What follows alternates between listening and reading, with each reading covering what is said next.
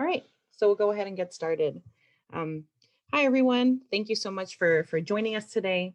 Um, Today is the sixth day in our 10 days of action in which we are honoring Osazi's legacy. I'll be going over a bit about Osazi's story and how this ties into our theme today. So today we'll be talking about what do we mean when we say defund the police? And we'll be exploring community-based alternatives to policing. So my name is Maggie Hernandez. I'm a member of the 320 Coalition. Um, um, for folks that are not able to see the presentation, I am white-skinned. I have a dark curly hair. I'm wearing a brown kind of fluffy sweater, and I have cherry red glasses. Today with me, I have my co-presenter, Jeremy Swarm, as well as Vinnie Cervantes, who will be talking to us about Denver Star and Dasher. So Jeremy, did you want to introduce yourself?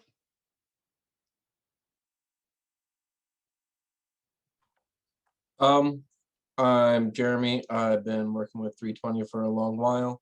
I'm really excited that we're going to start talking about ways that we could start forming society that would prevent people getting shot like Osaze was.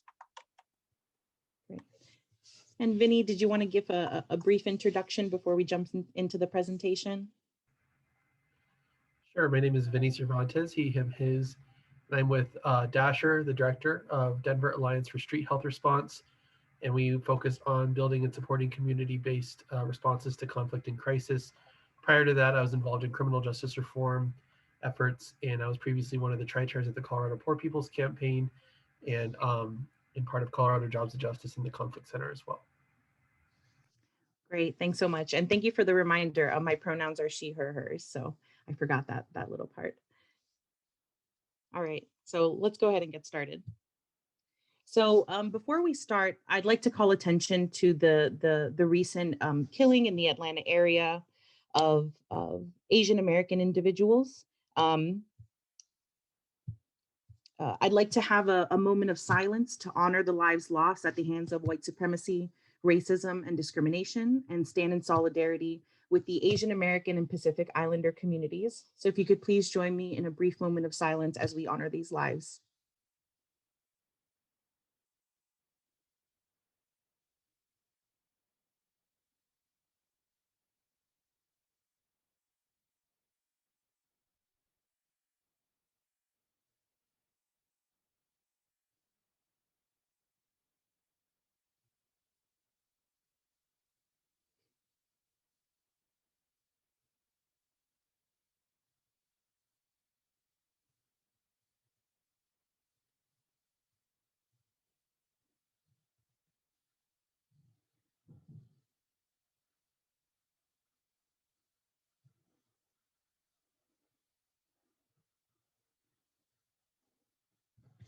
Thanks so much, everyone. And if you'd like to learn more or join in the conversation, please feel free to look up the hashtag #StopAsianHate, and you can find more resources. We'll also be providing some resources at the end of this session where you can stand in solidarity with these communities and do more.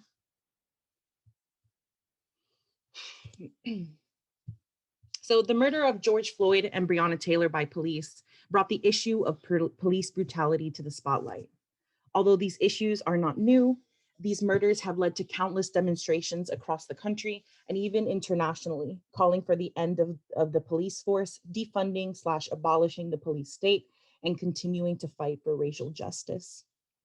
Many of the themes associated with police brutality and criminalization of folks has been discussed previously in two talks that we had actually 2 days ago and yesterday.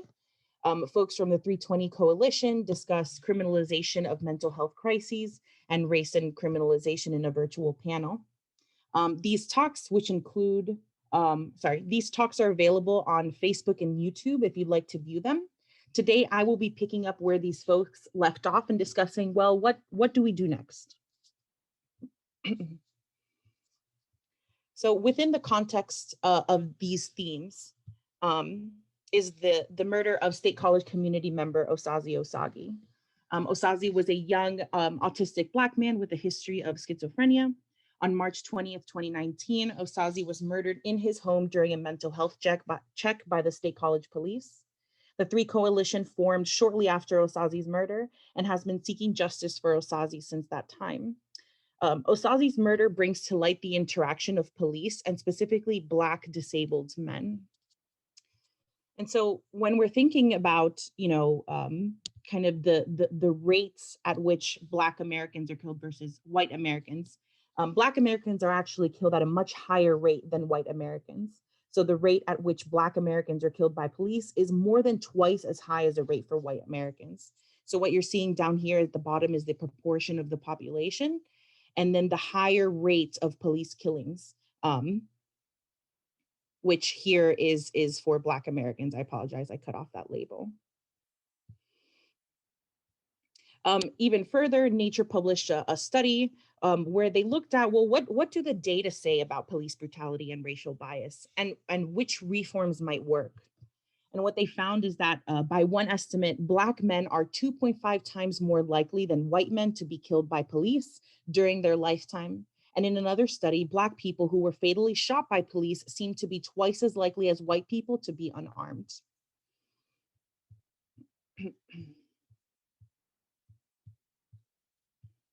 Now, if we're bringing in the consideration of mental health crises, people with untreated mental health illness are about 16 times more likely to be killed by law enforcement.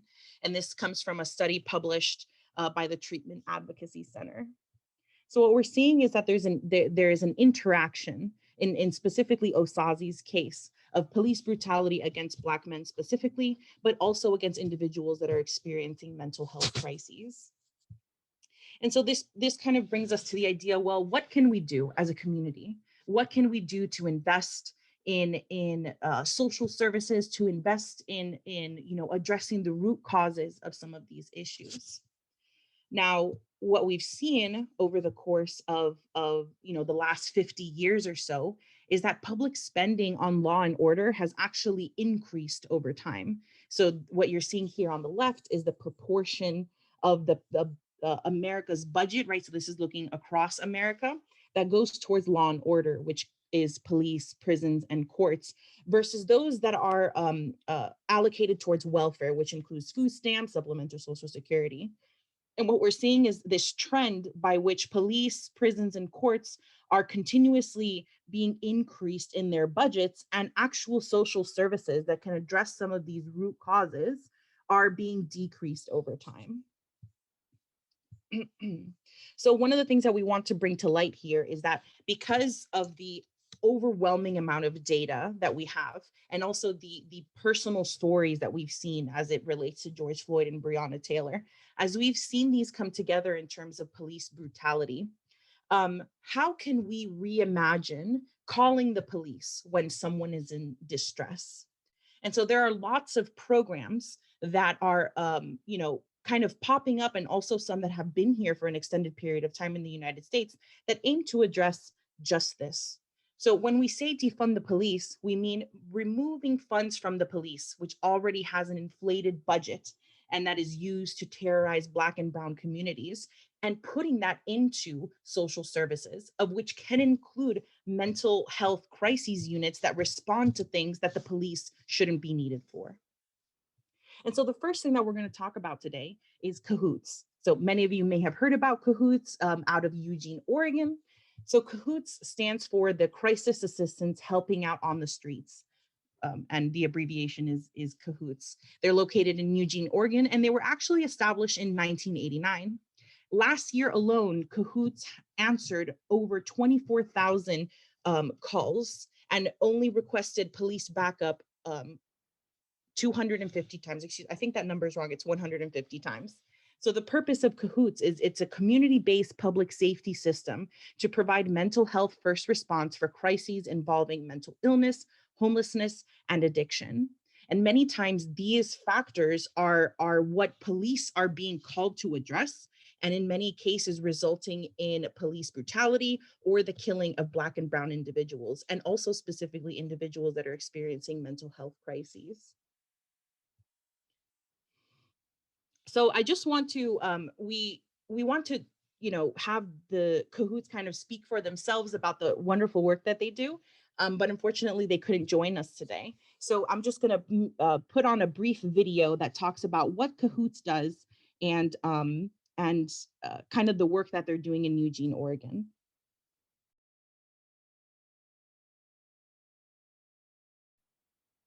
So like the video said, Cahoots is actually saving the Eugene Police Department millions of dollars every year. So what you can see here is that since 2014, Cahoots has saved between $12 million and $5.7 million for the Eugene Police Department. And even so, the Eugene Police Department continues to get, continues to spend millions, tens of millions of dollars on their police force. The idea here with alternatives to calling the police is to render the police obsolete. We know that the police are associated with terrorizing Black and Brown communities. And the idea here is to find a replacement in which individuals can feel safe, in which they can feel seen, and in which they can be given proper resources in order to overcome the crises that they are experiencing. Another program that that is actually operating right now in Sacramento and Oakland, California is MH First. So MH First is a project of the Anti-Police Terror Project that is located out of Oakland, and it was established in January of 2020. And the purpose of MH First is actually a volunteer-based project in which individuals are responding to mental health crises, among many other things.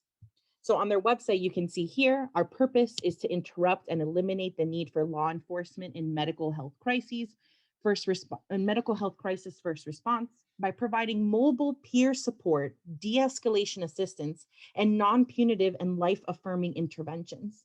Therefore, decriminalizing emotional and psychological crises and decreasing the stigma around mental health, substance abuse, and domestic violence, while also addressing their root causes, white supremacy, capitalism, and colonialism.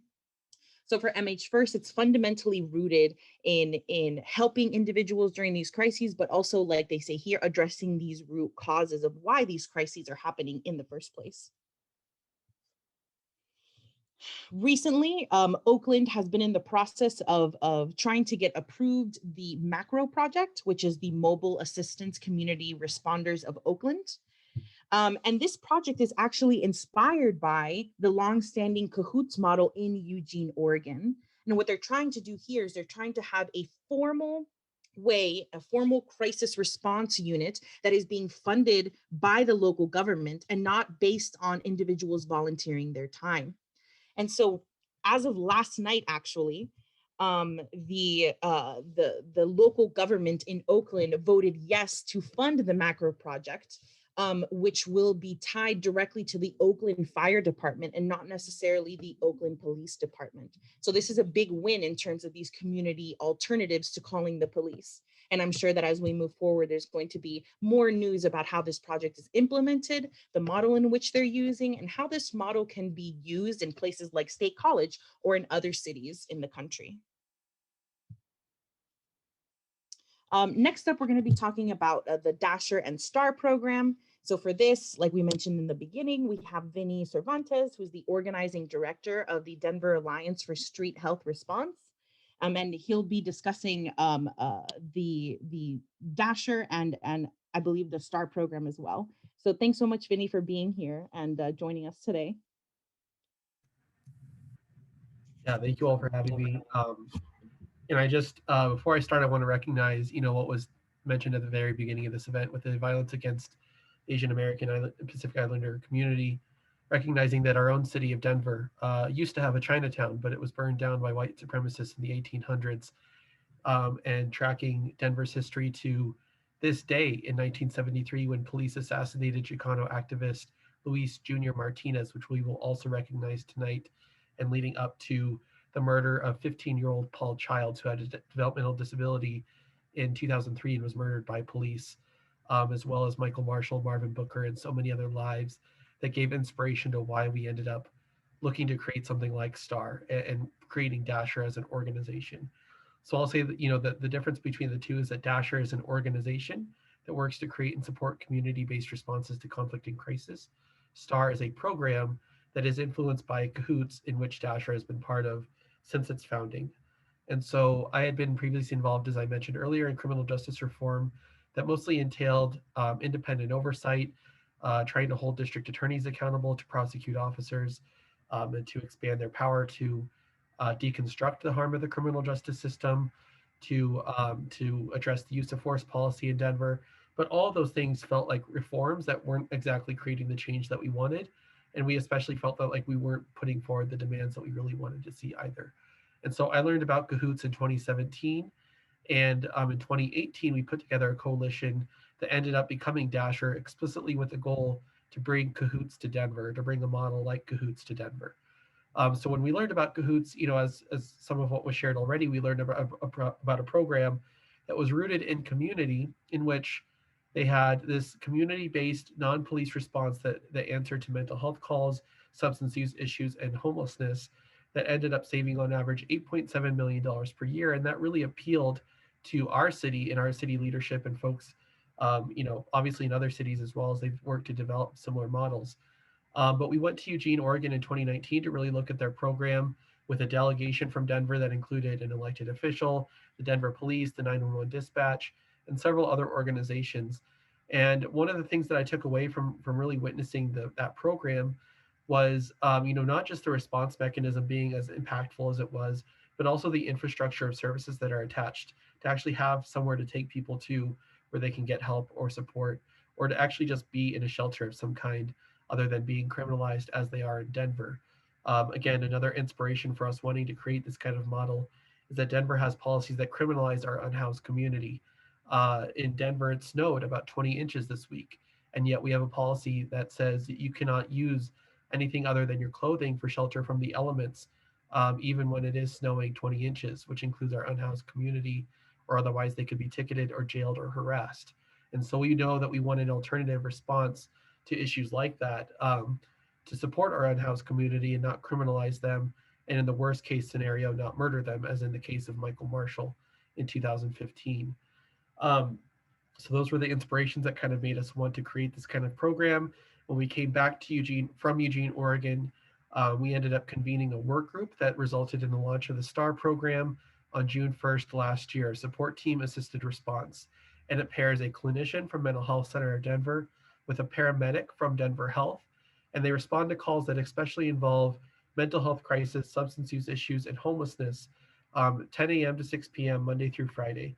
It's a program that is still in its pilot phase, but it's actually in a very interesting point of transition right now, because we're moving from being under the Denver Department, or the Denver Department of Safety, to being under the Denver Department of Health and Environment. So moving to be under a public health focused program, which I think is an improvement and something that will make it more public health focused as well, but also comes with some challenges. So the pilot is still going. It started with $200,000 from the Caring for Denver Foundation, but now it's been expanded to $1.3 million from the city of Denver, with hopes to get a matching grant from the Caring for Denver Foundation for a total of $3 million for the program in 2021. So we're in the process of building the expansion, while at the same time still collecting data and evaluating the program as a pilot. And so there might be some changes with the program as it continues to move forward beyond just moving departments. But Dasher was one of the main drivers of this program, and we became the community facilitator over the summer last year. And that means that we are, kind of coordinating logistics around meetings, data and evaluation, and the expansion vision, or like the expanded program, and what that might look like moving forward beyond the pilot. And so we're still, kind of deciding on a lot of different things. But after the data report, which was released 6 months into the program, some of the things that came out of it were that the program answered over 700 calls, even in limited service. It's not even serving the whole city of Denver. It's only serving a very specific part of it. And of those 700 plus calls, there was not one instance in which police were called as a backup or needed for any kind of situation that was escalated. In fact, the opposite relationship happened, where police showed up to a scenario and they instead called STAR to replace them because they decided they weren't needed. And so that's some of the success that we've seen. I would also just highlight that it's a program that is significantly a huge degree towards what we want, but it's not exactly what we had envisioned as an organization and as a community. And I think it still has a lot of growth to do to be truly accountable, to be truly representative, and to represent our community in a way that actually embodies a community-driven, community-owned program that looks closer to the Cahoots model. So we're still working on that kind of program, because one of the big glaring data pieces that was missing in the report that we issued was the fact that about 30% of the people that they are encountering are not being identified with regards to racial or ethnic identity.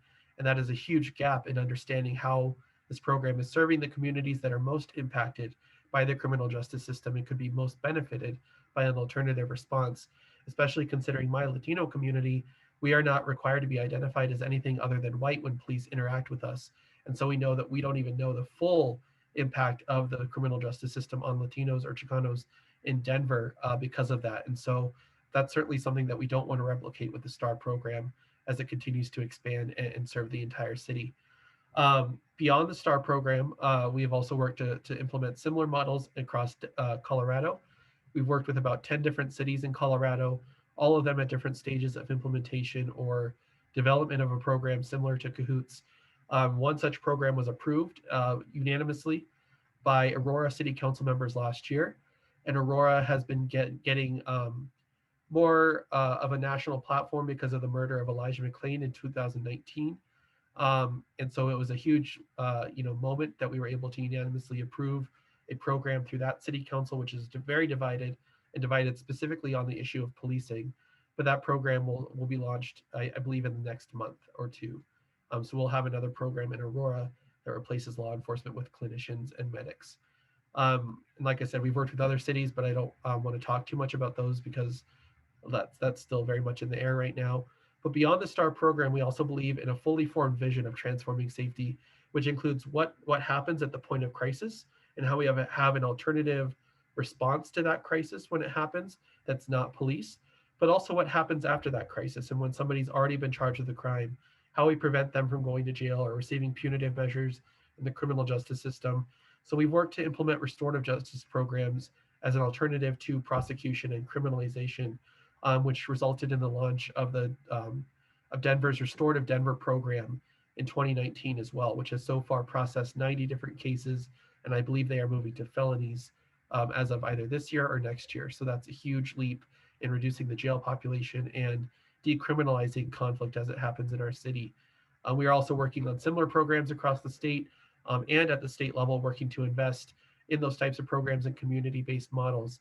But beyond when crisis occurs, we also believe in a spectrum of how safety is defined. And so if we're to think of our communities as a river, and downstream we have crime, addiction, and violence that have all been addressed through the criminal justice system, upstream we have things that impact those issues like housing, education, and access to employment and healthcare. And so we focus on those issues as well. So we're currently running a statewide truth and reconciliation process to identify the connections between hunger and racism and poverty and other types of systemic violence, and to connect the issue of hunger to public safety that deserves more resources and more emphasis rather than jails and policing. And so we're currently working on that statewide story collection process. We also use our street medics to respond to immediate issues in our communities, especially as they involve unhoused folks. And so we used to do Street Health Sundays where we would walk around Denver, check in on folks who are on the street and just make sure they're doing okay. Use our street medics in the worst situation where they may need first aid. But we also do, we had our street medic team respond to the protests last year, where we created a medic network that supported those that were being harmed by state violence. And that was instrumental in supporting protesters and community that were demanding change that we have actively been working on for several years. Beyond that, Dasher works on a few other things that involve housing, homelessness, and other upstream issues. But some of them are really not worth mentioning right now. But that's kind of more of a broader scope of what Dasher does, and believing in this fully formed, transformed vision of public safety and our approach to crisis, in understanding how crisis occurs and how harmful systems have been used to navigate them, and how we're trying to look for alternatives. So there might be questions, but I think I might have gone over time, but I'll be happy to answer questions later. Great, Vinny, thanks so much. And you've touched on so many of the topics that we've covered through our political education this week, and then also topics that we will be covering tomorrow, where we're going to explore transformative justice and what that means. And so thank you so much, Vinny, for that wonderful explanation. And for folks in the audience, Vinny, Jeremy, and I will be happy to take questions at the end. So you're welcome to type those questions into the Q&A box for us to see later on.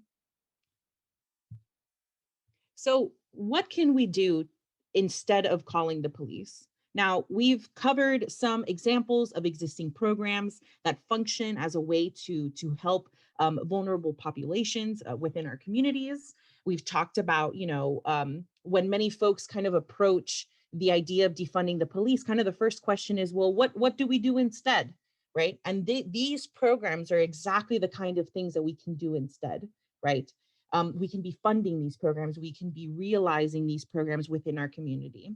So I'm going to actually be turning the presentation over to Jeremy, who's going to talk a little bit about what we can do within our community right now instead of calling the police.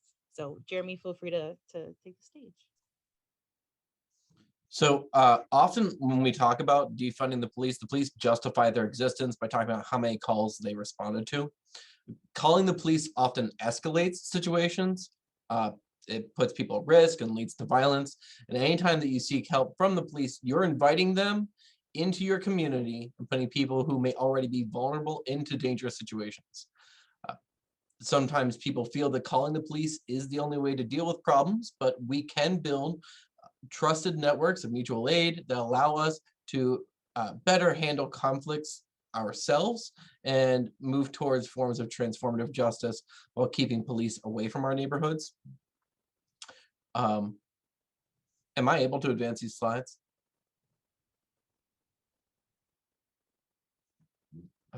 Yeah, if you can skip a couple here, or it doesn't matter. The slides don't really mean a whole lot, right? First, don't feel obligated to defend private property, especially corporate private property. Before confronting someone or contacting the police, ask yourself if anyone is being hurt or endangered by property theft or damage. If the answer is no, then let it be. If something of yours is stolen and you need to file a report for insurance or other purposes, consider going to the police station instead of bringing cops into your community. You may inadvertently be putting someone in your neighborhood at risk. If you observe someone exhibiting behavior that seems odd to you, don't assume that they are publicly intoxicated. Traumatic brain injury or a similar medical episode may be occurring. Ask if they're okay, if they have a medical condition, and if they need assistance. If you see someone pulled over with car trouble, stop and ask if they need help or if you can call a tow truck for them. If the police are introduced into such a situation, they may give punitive and unnecessary tickets to people with car issues, target those without papers or worse. Keep a contact list of community resources like suicide hotlines. When police are contacted to, quote, manage, unquote, such situations, people with mental illness are 16 times more likely to be killed by cops than those without mental health challenges. Center Safe is probably your best option here. When I found these resources, I included the Center for Community Resources because they might have some resources that will help you, but they also, right on the page that had this phone number, had information about how to do 302 warrants, and I felt like that was probably inappropriate. So I would err towards Center Safe. I think that they do better work, although I don't really know what Center Community Resources does. Check your impulse to call the police on someone you believe looks or is acting suspicious. Is their race, gender, ethnicity, class, or housing situation influencing your choice? Such calls can be death sentences for many people. Encourage teachers, co-workers, and organizers to avoid inviting police into classrooms, workplaces, and public spaces.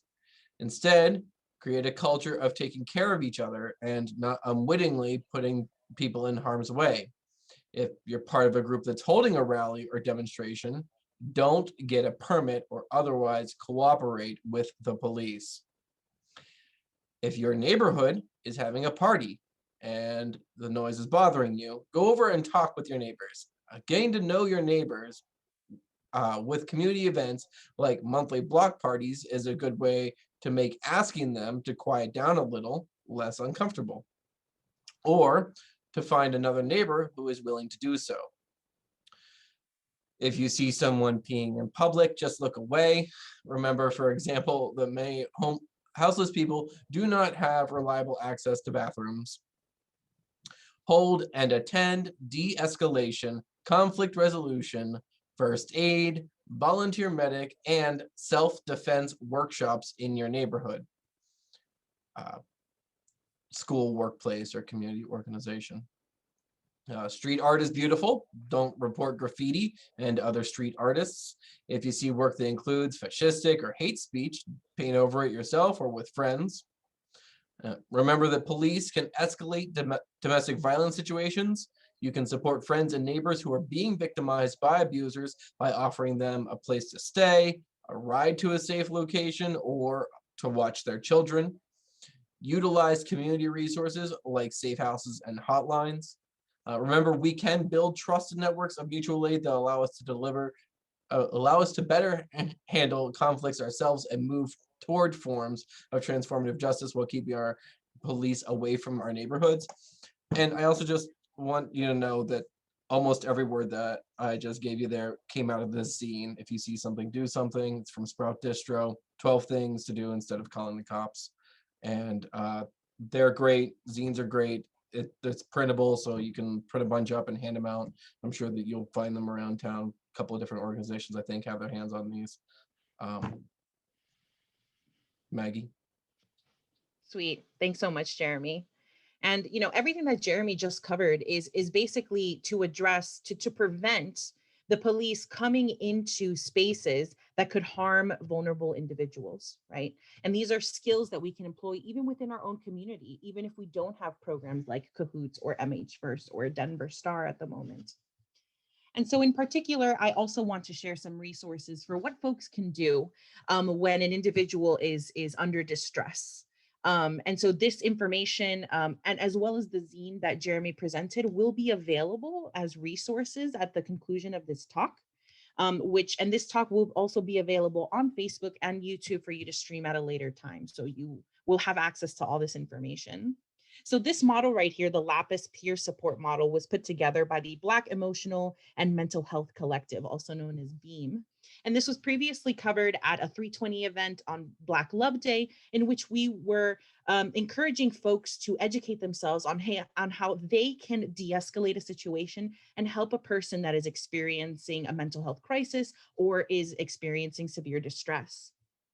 So the first thing to do in the Lapis model is to listen and assess for distress or harm.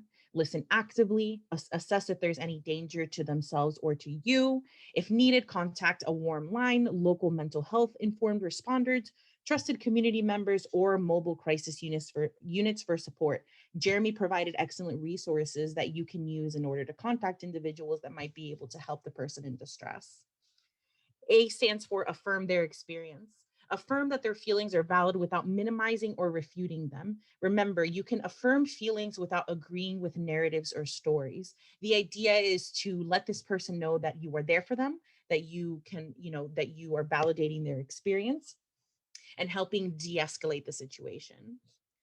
P is for partner, to navigate, care, and seek resources. So partner with this individual to explore resources, services, and options to the extent to which they can, being mindful of your own privilege and identities and their impact on how you behave and are received. So you need to keep in mind your own biases or potential internalized racism that may be affecting your interaction with individuals. I is for initiate self and community care plans. So under mental health help is secure, until mental health help is secured, create plans for care and accountability. Who will check in, bring food, medications, and other care. Identify safe support networks and be sure to create a care plan for yourself as you care for others. And lastly is to seek out help as needed. Seek out local support, such as trusted community members, for insight on how you can help yourself. Sorry, the closed captioning is actually in the way of me reading the last little part, so give me 1 second. So seek out local support, such as trusted community members, for insight on how you can help yourself or your friends. resources, hotlines, and warm lines can be found at this link here, which I believe, I'm not sure if it's a universal link, but it's worth exploring. So we have about 19 minutes left in our session. So I want to take this opportunity to go ahead and answer any questions that the audience may have. So you're welcome to put your questions in the Q&A function. And then I believe that there's also been some links being dropped in the chat from our moderators and other folks here. All right, so it looks like we have a question from an audience member. I think, Vinnie, this is for you. Was the STAR program named after the program started by Marsha P. Johnson and Sylvia Rivera? No, not that I know of. It was a decision that was made by Denver Police and some of the other folks that were involved in the coalition. It was actually one of the few things that we were not voting on. And as I understand, STAR as an acronym also translates very horribly to Spanish. And so not the greatest choice. And so that would be one decision that if we were to do it again, we would choose something different. But no, I don't know that it was inspired by any other programs. Great. So it says here, there's another question in the chat. Have you checked out Center Help? So yeah, so I believe Jeremy put down information about Center Helps, and folks can feel free to also navigate to Center Helps, which should include resources for what to do in the situations that we've discussed.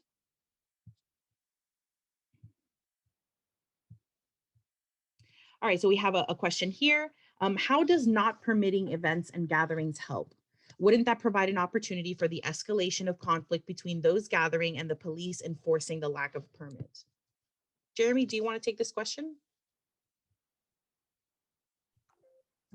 So, yeah, it does provide an opportunity for them to claim that, right? And be like, oh, this is an unpermitted event. But when you go to them for permits, they basically say, well, we will be the ones that are shutting down the street. So you're inviting them directly to the event. So people who would be system avoidant for whatever reason, whether it's their immigration status or like any other reason, they might not come to the event just because they know that you invited the police. And it makes it unsafe if the police are there. Now, in the past, we've seen some pretty successful demonstrations, even in State College, where the police were not invited. There was no permit asked for. And when the police did come, they were told that they were not welcome, and they left the demonstration, which I think made everybody safer. So I would say that even though I didn't write the bit about not inviting police through the permitting process, I understand it and I agree with it. Yeah. And especially in the case, especially with the recent demonstrations that we've had in town in which we are protesting against police brutality and calling for racial justice, the last thing we want to do is invite police into those spaces. And by going and getting a permit, the police are directly linked to making sure that that event, is monitored. And we don't want to be putting individuals that are vulnerable at risk by applying for permits and bringing police into those spaces, which are supposed to be safe spaces. We have a comment here. So most of us know that when individuals in the community have attempted to help, example, helping someone who is perceived to need it, but they end up injured or dead, that is one of the reasons I think that people call the police. I still think it is preferable to be able to call someone like Cahoots. There should at least be classes and public information available on how to intervene if citizens are going to intervene in place of the police. Vinnie or Jeremy, would you like to address that comment? Well, I'll say for programs like Cahoots and STAR, the individuals are already very well trained on conflict, on violence, on escalation. So, paramedics and social workers are used to those things. And so they're very well trained on that. And so they know how to handle it. They've seen it before. For, intervening in incidents that involve folks with mental health issues, it is far more likely that those folks will be harmed than it is that they will create violence themselves. And so, it's been exaggerated to what extent intervening can actually harm somebody or harm yourself. But police certainly have been known to escalate things and harm people when they've been involved. So I think, it really, I think we do also advocate for increased training in the community. So we're currently working on a toolkit that will include substance use or substance overdose training, first street medic training, which is what we do, mental health first aid, and restorative justice. That would be community tools that everyone should frankly have in case of such crisis. Great. Thanks, Vinny. We have another question here. How important are grant monies for getting something like STAR or Cahoots started? Or should we be lobbying for government funds?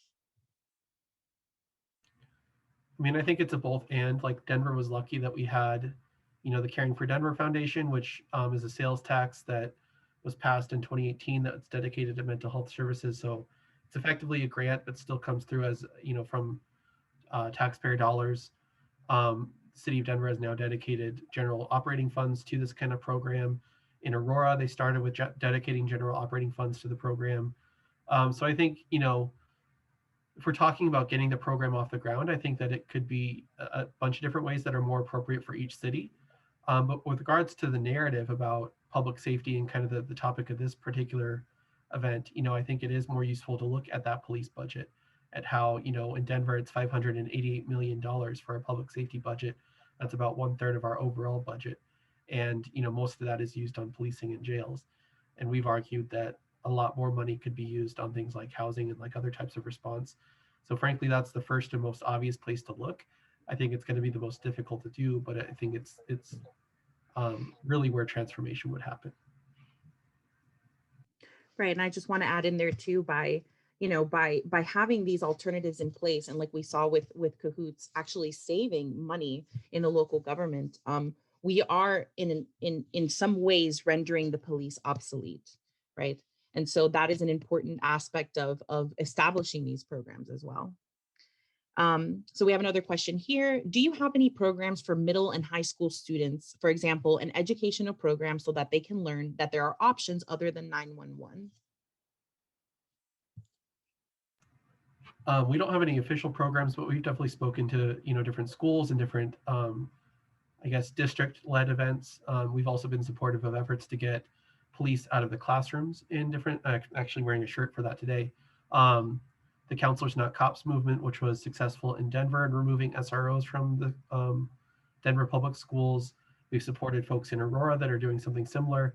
And in Douglas County, which is also in Colorado, there was an incident recently in which officers, it was actually in 2019, but the details just came out recently, where officers arrested a young 13-year-old, actually, maybe he's 13 or 11-year-old, but he had autism and he is Latino, and he was arrested and put in a police car for 2 hours for scratching another student with a pencil, and then later jailed for 7 hours on $25,000 for bail, or bonded out at $25,000. And so, we do believe in not only different tools for students in navigating safety, and we've done several different workshops with people at different ages in schools, but also for teachers in our classrooms as well, and in schools, to not use policing as this kind of catch-all response to things that we should be able to navigate ourselves.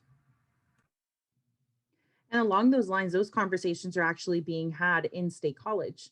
The school board is having meetings right now, where parents can come and talk about their experiences with their kids with school resource officers, which are essentially the police in schools. So those are conversations that are actively happening right now in State College.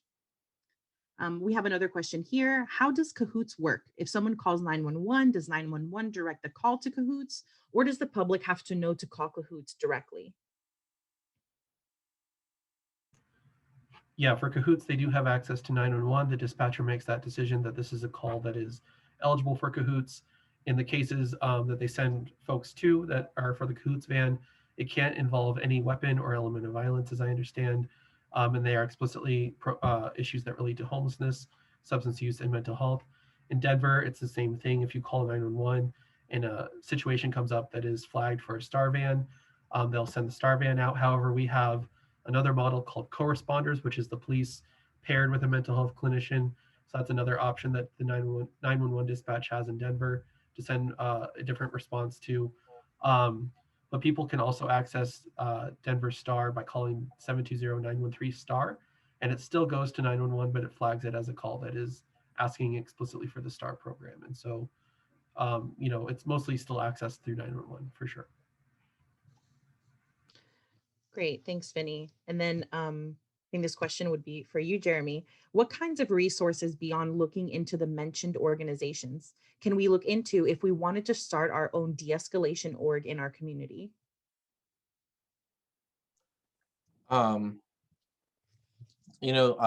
There's the 4CR, which I think just renamed themselves Alleghenies Abolition. They did a lot of the de-escalation work around the protest this summer. And they still are doing, I know that they're doing trainings pretty regularly.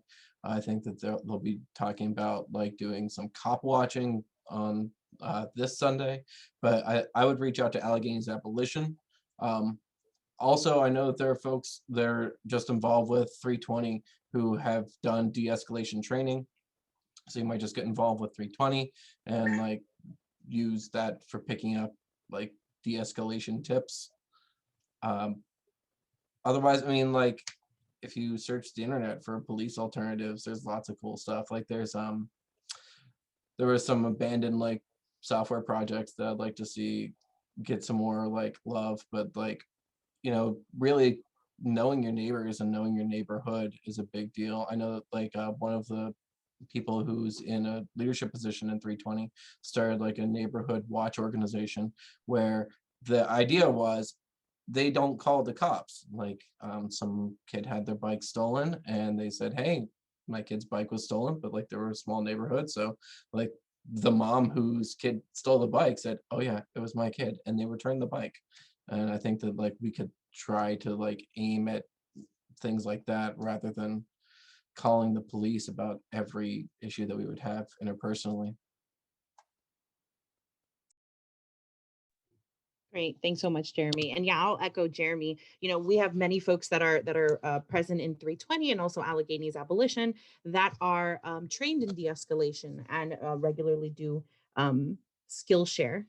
So we have a question here. Please don't talk about, or a comment here. Please don't talk about making police obsolete. That is the reason that people aren't willing to listen to defunding ideas. Until we can get the human animal to only act for the good, there will be a need for police to control the most violent and abusive of us.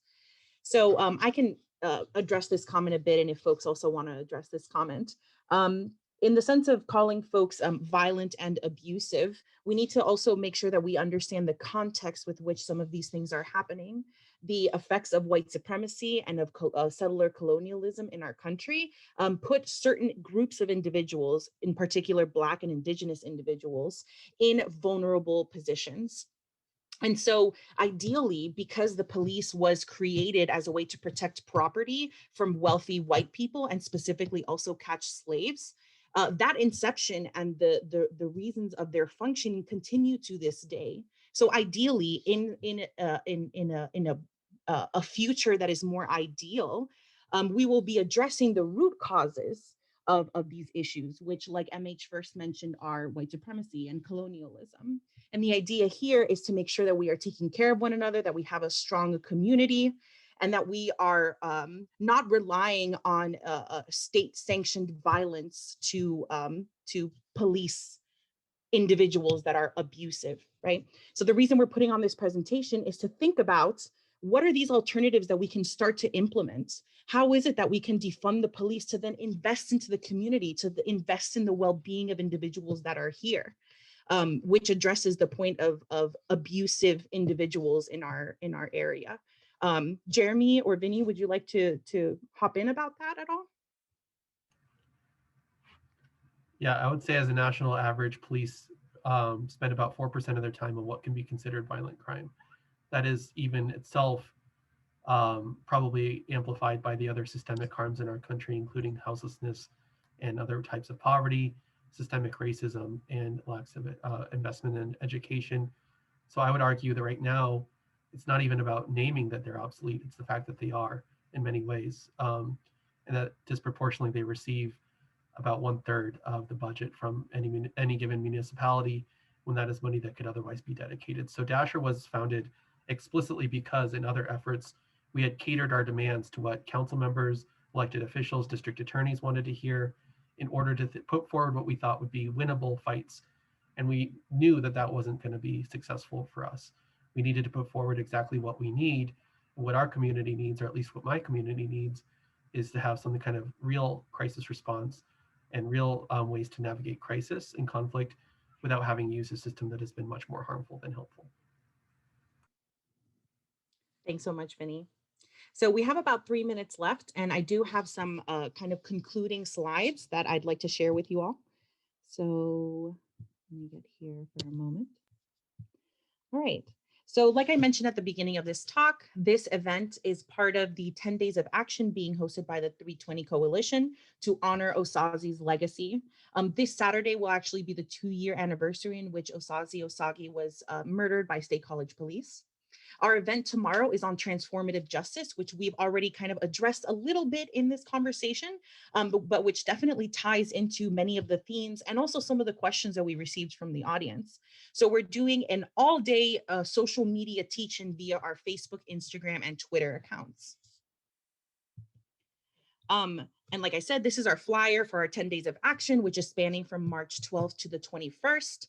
During these 10 Days of Action, we're doing actions, education, and community building, which includes virtual and in-person events, this being one of our virtual events.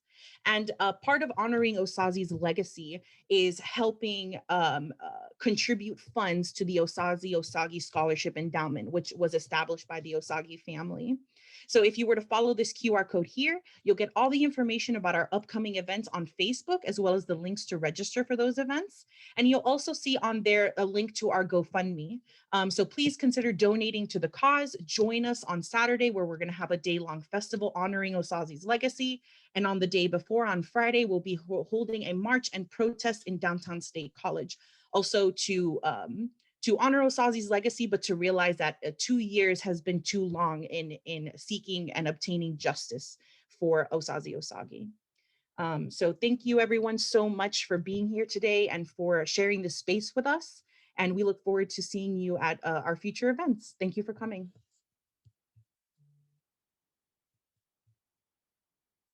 And thanks so much, Vinnie. Thank you for joining us and for your wonderful insight.